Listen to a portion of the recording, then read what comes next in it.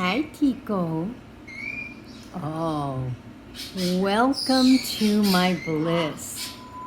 I love when Tiko raises his mane. Isn't that awesome? Tiko is an orange-winged Amazon, and we adopted him as an adult and don't know his story. And so he's always been really skittish. But he gets better slowly. I don't work with him. I just kind of let him go to his pace.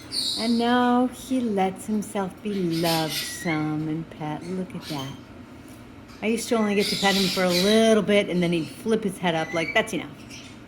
And now, like that. Now he kind of relishes it, but someone moved outside. Hi, Tiko. How are you, handsome boy? Hi, Tiko. And he talks. Not right now. Hi, Tiko. Tiko, is something making you nervous?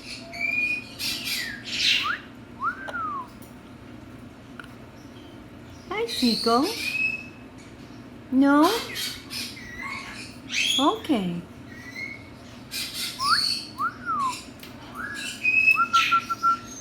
Tiko.